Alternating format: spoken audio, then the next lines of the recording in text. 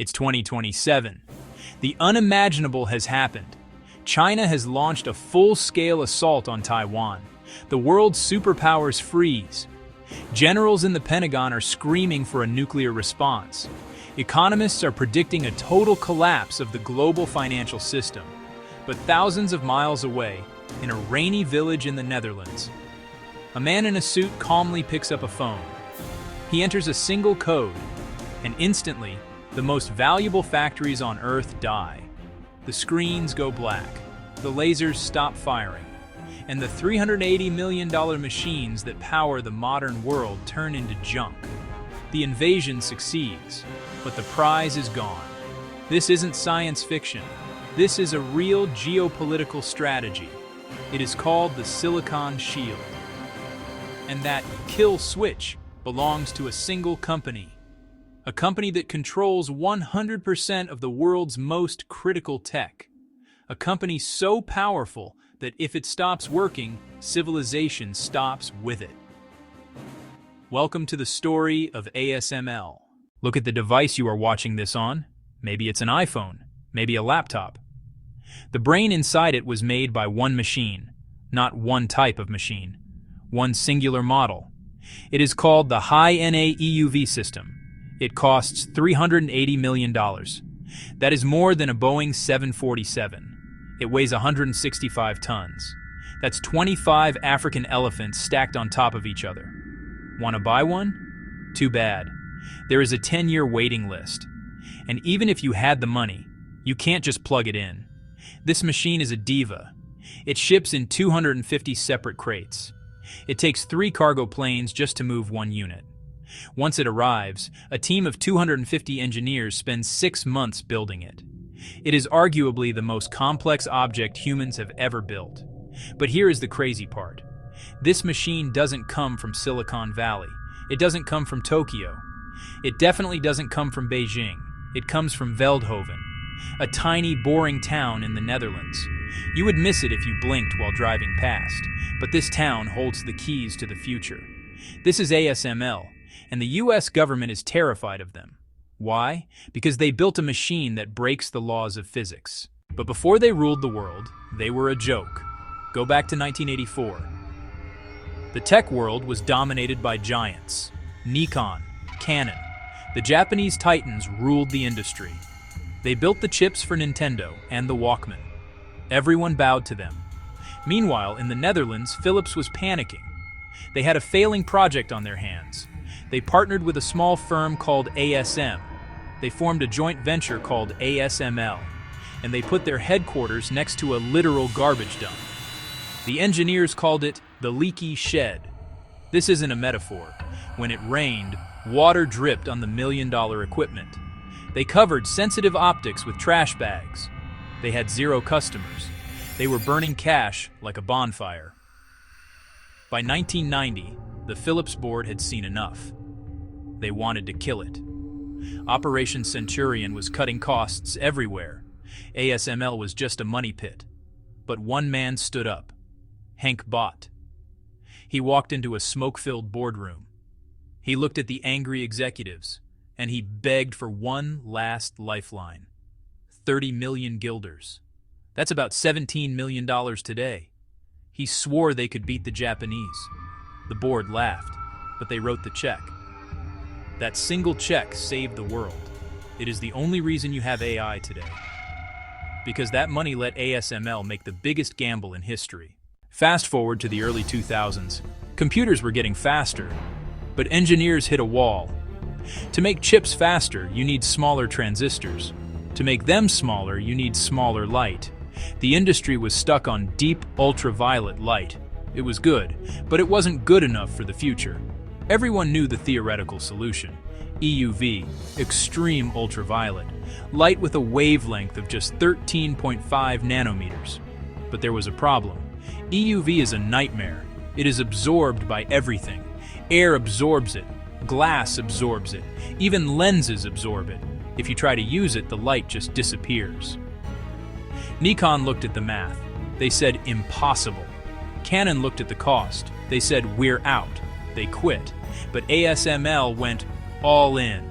They decided to build a machine that works in a total vacuum, a machine with no lenses, only mirrors, and not just any mirrors. Mirrors made by Zeiss in Germany. These are the flattest objects in the universe. Let me give you a proof anchor. Take one of these mirrors, expand it to the size of Germany. The biggest bump on the surface would be less than 1 millimeter high. That is the precision we are talking about. ASML spent billions. They bought a company called Cymer just for the light source. They spent 20 years in R&D hell.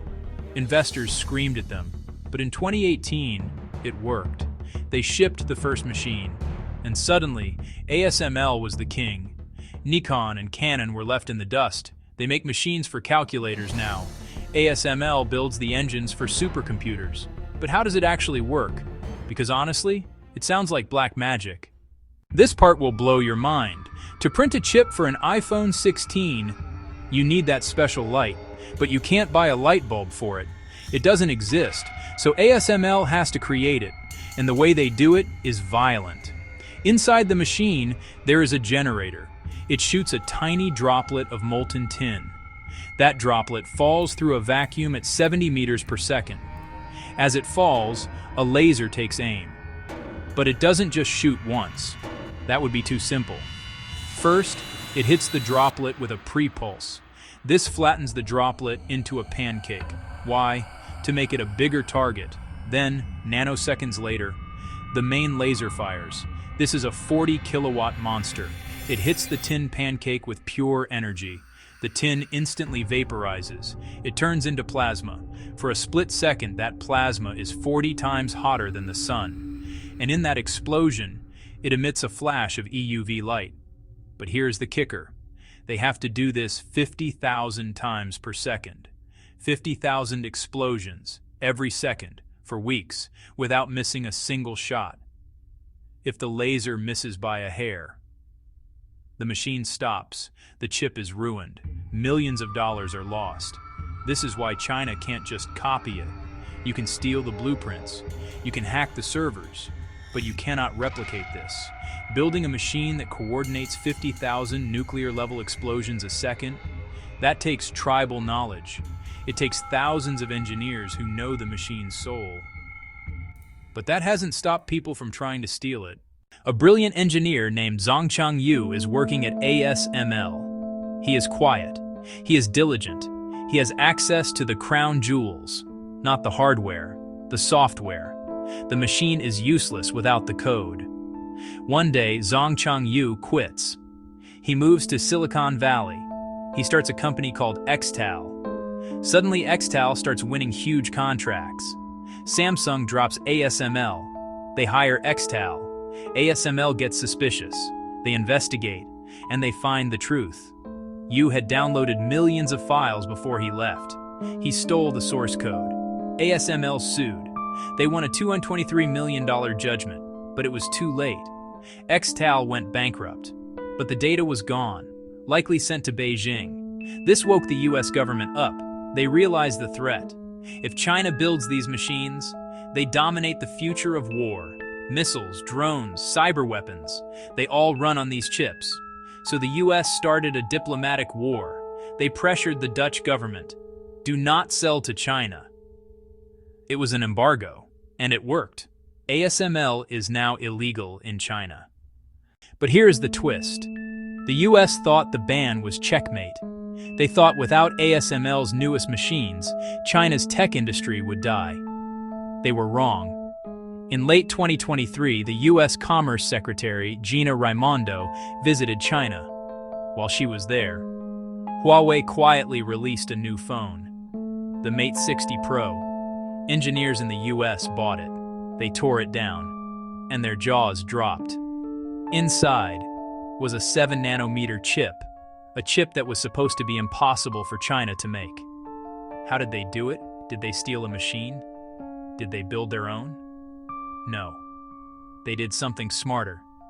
They took older legal ASML machines, the deep ultraviolet ones, and they hacked the process. They ran the silicon through the machine 4 times instead of once. It's called multi-patterning. It is expensive. It is slow. It yields a lot of bad chips.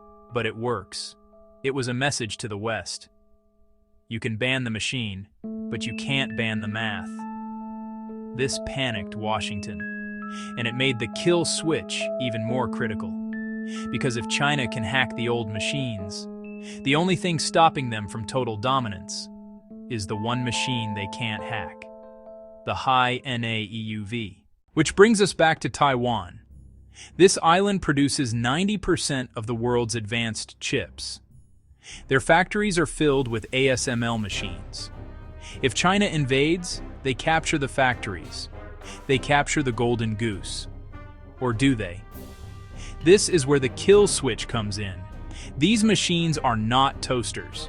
You don't just plug them in. They are like living organisms. They need constant updates. They need constant calibration. They are connected to ASML headquarters in Veldhoven. If that data link is cut, or if ASML refuses to send the code, the machine drifts. The lasers stop hitting the tin. The mirrors warp. The machine locks up. It becomes a $380 million brick. This is the ultimate insurance policy. It means even if an army captures the building, they cannot capture the power. ASML has engineered a total monopoly.